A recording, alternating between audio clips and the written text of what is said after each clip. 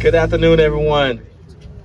Oh, come on. We got to be excited. We're at a groundbreaking. I know it's like 30, 40 degrees. I don't know one of those temperatures, but we're excited. We're here at Greater Model Recreational Facility, the Aquatic Center. We got to be excited. So again, good afternoon, everyone. All right. Thank you. I'm Reginald Moore, Director of Baltimore City Recreation and Parks. I want to thank each and every one of you for coming today to be a part of our groundbreaking celebration. This is just the continuous support of Mayor Scott's administration and how we make sure that we invest in our recreational facilities to create 21st century facilities. This will be the fourth recreational aquatics facility that we're breaking ground on. That's under construction right now. And what's unique about all four of those facilities, all those facilities are being constructed by Plano Cundon construction company. So we get consistency and continuity there. And all four of these facilities was designed by Canon Design. So you should see consistency, little tweaks here and there, but we're really excited about what we feel is going to be amazing opportunities for our community. So we have a short lineup. I know some people remind me behind me and said they're kind of cool and cold, so we're going to kind of move forward. But, you know, as Alpha Men, we're ice cold, so it's nothing. This is good weather for us, but we're going to leave that alone. I thank Mayor Scott here representing us in that black and gold and that hat today, so thank you, sir. Really appreciate it. I'm getting these shots in before he gets up here, right? But everyone, please help me in welcoming to the podium Mayor Brandon Scott. Thank you, Director Moore. One thing you're right about, it is about as cold as your Dallas Cowboys today.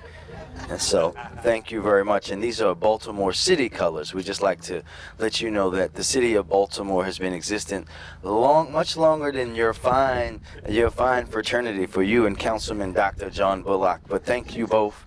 And I think, and I have no good pictures today just because I said that, and the photographer's also an alpha man. But good afternoon or after morning, everyone, and welcome. It is a great pleasure for me to be here to finally, Director Moore, break ground for the Greater Model Aquatic Center. I think the only group of people who are more excited than me is the residents of Poppleton and the great folks of Poppleton now. So let's give them a big round of applause. I know the mayor of Poppleton, Miss Sonia Edie, could not be with us today, but we want to publicly thank her and all of the residents of Poppleton and the members of Poppleton now for their unwavering commitment and persistence to making this day happen. This wasn't one where I had to yell and scream at Rec and Parks alone. I had the whole community with me. So Director Moore got yelled at like his Cowboys players have been getting yelled at all season. I want to acknowledge and thank Councilman Bullock for his continued advocacy for this neighborhood, our Director Reggie Moore, Director Kearney from the Office of Recovery, the entire Rec and Parks team. Let's give all of them a big round of applause. And of course, the great members of the Poppleton community. But I want to pause at Rec and Parks for a minute because when you give an agency a lot of money and a lot of projects, it comes with a lot of responsibility. And a lot of one-on-one meetings with the mayor, unfortunately, for Director Moore. But I have to thank not just Director Moore, but Adam and the entire team at Rec and Parks for delivering here in Poppleton and across the city of Baltimore top-notch Rec and Parks facilities, unlike that Baltimore has seen in a long time. So let's give them all a big round of applause. As you all know, since 2022, we've been investing significantly into recreational facilities across the city as a part of our vision for making our system a 21st century system. As a part of this mission, we committed $41 million in ARPA funding to BCRP to directly drive this work. Thank you again, President Biden, Vice President Harris, to the best congressional delegation and Mayor Confine for that investment into the city of Baltimore. And this initiative has been driven, quite honestly, by a commitment to close the decades of inequity that have plagued our city for too long, and it's all about access for everyone. I believe very strongly that everyone in Baltimore deserves access to world-class recreational facilities like state-of-the-art pools. And we all know that the Poppleton community has been waiting too long. It has been 5 years since this pool was open, but we needed to get it right and do it the right way. The pool behind me had been neglected for too long, and simply repairing it would have just been a very expensive band-aid. Thanks to our great friends at Cannon Design, we took the necessary time to design not just a pool, but an aquatic center that the community deserves. Aside from ensuring that we created a world-class aquatic center, we also recognize how important this facility is from a community building standpoint. Talk to anyone in Poppleton community and they will tell you how they fondly remember this pool. It not only brought respite from the summer heat, and we know how hot it is in the summer in Baltimore, but it also brought people from all different walks of life together. And we're not far from the highway to nowhere. So we're all too familiar with those things that have divided our communities. So this is why today for me is really special. We're breaking ground on a first-class facility that will once again serve as a gathering place and a unifying force for Poppleton. The Greater Model Aquatic Center is an $8 million construction project that will result in a pool with multi-generational aquatic opportunities via both a lap and a family-friendly recreation pool. With today's groundbreaking, we now have four new aquatic centers under construction, and 3 of them will open up in time for summer 2025 swim season. And you all know me, I can't wait to come back to be the first person to jump in the pool. Dr. Bullock, you have to do it alongside me. We got Director Moore to finally do one. Nikki almost had to save him, but he was okay. We got to update his lifeguard skills so that we can see the light of the world-class swimming at the end of this tunnel today. I also want to thank Plano for all of their work in building these across the city of Baltimore. Thank you very much as well for continuing to be partners with us. And with that, I will actually turn the microphone now over to Dr. Councilman John Bullock of the 9th District. Councilman. Thank you, Mr. Mayor, and good afternoon, everybody. Welcome to the 9th District. Welcome to Southwest Baltimore. I am very thankful to be here today. It might be cold, but the sun is shining, and we're thankful for the sun. We're also thankful for a mayor who understands that equity is not just a buzzword, but it's an action word. It means investing in communities that have been so long and so far neglected. This is an auspicious day, but I'm also thankful for the people of Poppleton, the people of Southwest Baltimore, who have not only pushed me and pushed the mayor and pushed Rec and Parks to invest in this community. You know, as the mayor talked about jumping in this pool, and I can't wait to do that with him, and also can't wait to do that with my sons. And what I can tell you is that not only is this about recreation and about cooling off in the summertime, it's also about life skills. So many of our young people have been neglected and not had the opportunity to learn how to swim. But that can save lives. But also, we look at these people who have invested so much in the community. Understand that you're in Southwest Baltimore, you're in a Poppleton community, and you're in an active community. I'd be remiss if I didn't thank the Southwest Partnership for all the work they've done over the years in advocating for the 7 communities that surround Southwest Baltimore. I'd be remiss if I didn't mention the Southwest Sports and Fitness Alliance that's doing so much for our young people with programming and this beautiful rec center. Because not only are we talking about a pool, we're talking about a rec center that has a significant investment from the private sector, from nonprofits, from the city. That's an investment in our young people. Oftentimes, there are people here who will talk about the negative in our city, but these are positive things. And if we want to cut down on the negative, we have to invest in our young people. But not just our young people, our families, our seniors. And so I love hearing about the multi-generational programming. Look, you can tell that I'm excited to be here, and I know you're excited to be here. And I thank all the people who have been at the wheel pushing this forward. I know this is only the beginning. I look forward to enjoying this great investment in our community with the members that are here today. And just thank you so much. And again, we're all going to do this together. God bless you all. Thank you, Councilman Bullock, Mayor Scott. Also, I want to acknowledge a couple additional individuals who helped fund this beyond the support of ARPA with Shamaya Kearney's office.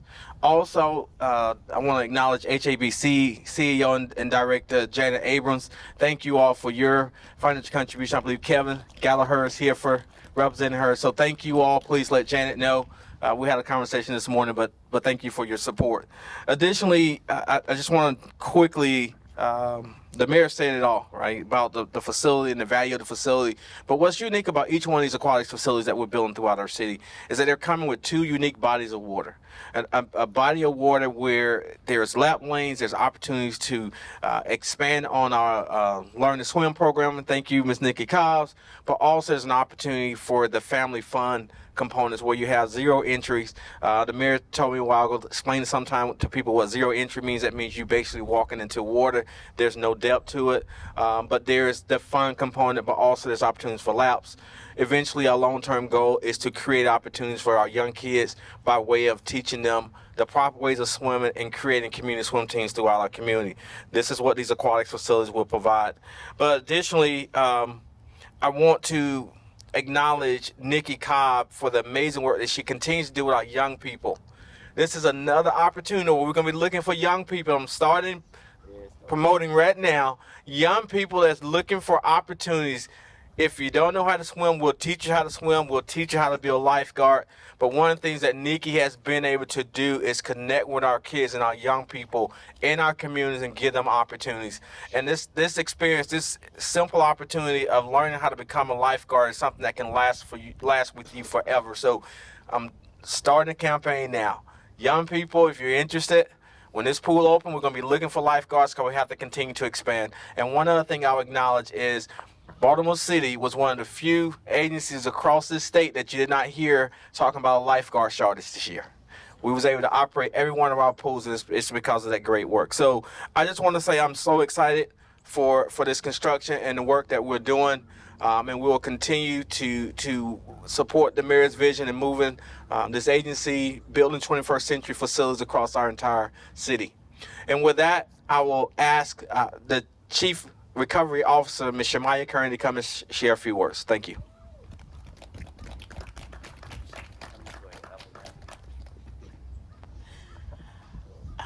Good afternoon. Again, I'm Shamaya Kearney.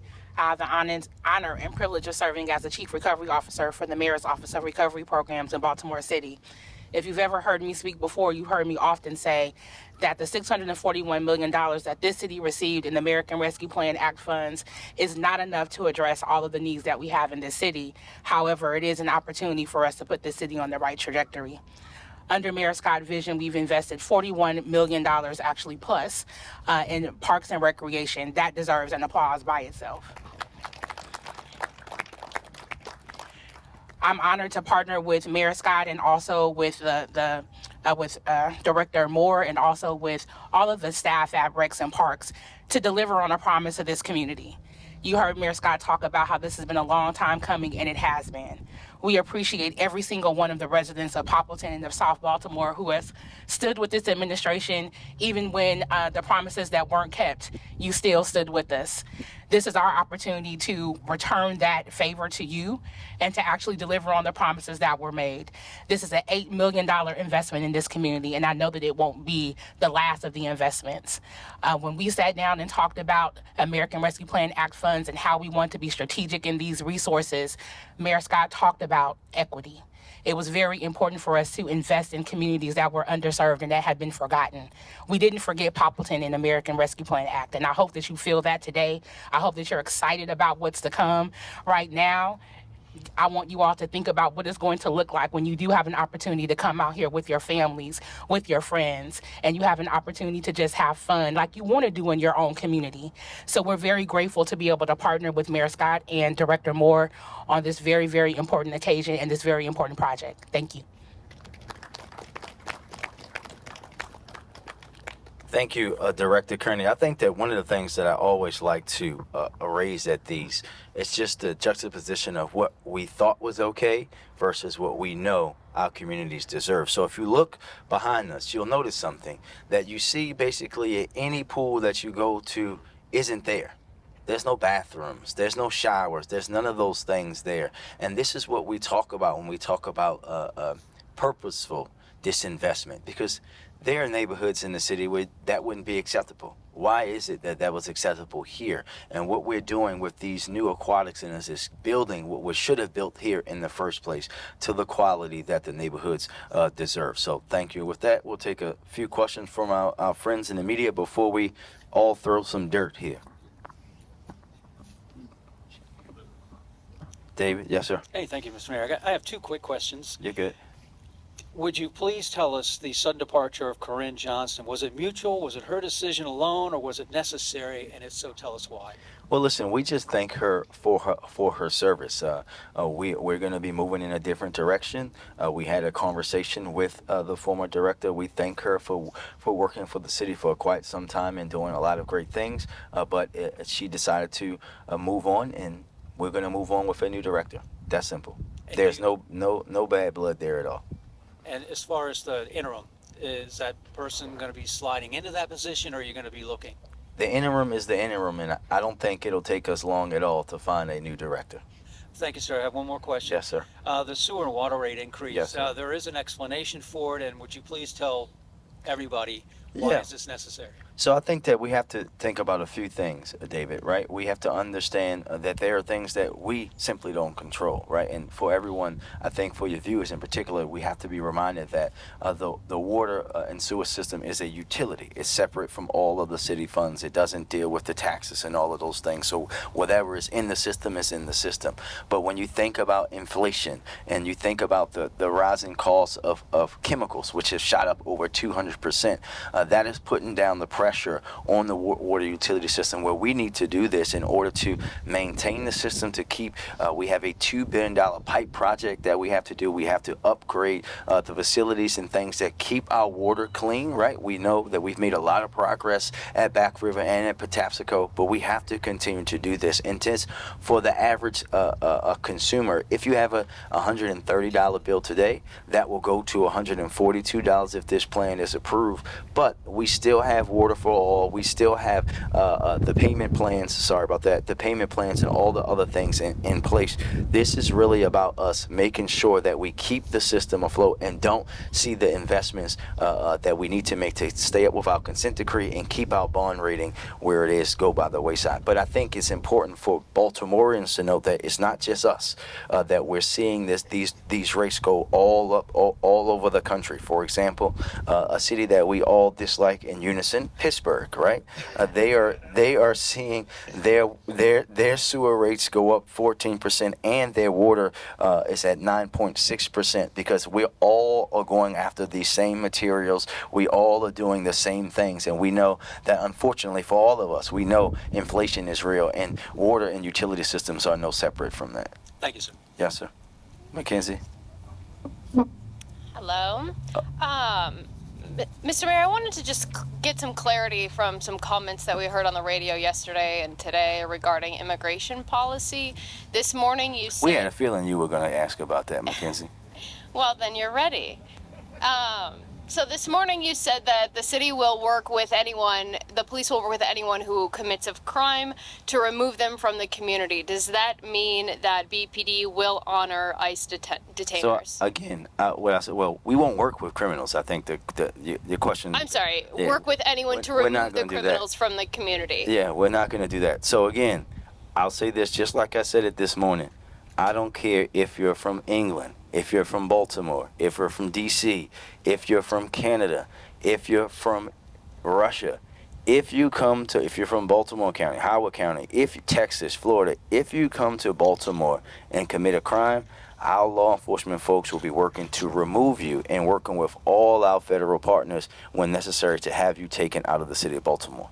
Full stop. There's nothing else that needs to be explained about that. But what we won't do is, if we're not going to be just targeting people because they're immigrants. Immigrants and criminals are not the same. And we have to be very clear about that. Just because someone's an immigrant doesn't mean that they're criminals. We're going to continue to have our police officers focused on the thing that they should be focused on, which is removing people who are using illegal guns, who are shooting people, who are robbing people, who are stealing cars and carjacking people from the streets of Baltimore. We will not turn our police department into a pet project for any presidential administration. So does that, I guess the confusion is we heard Commissioner Worley say I figured no. that. I knew you were going to have a follow-up, but I'm the mayor and I said what I said and everyone does what I say. Have you told him that? I said what I said and that's what's going to happen. Anybody else? Thank you very much. Let's go, everybody. 3, 2, 1. There we go.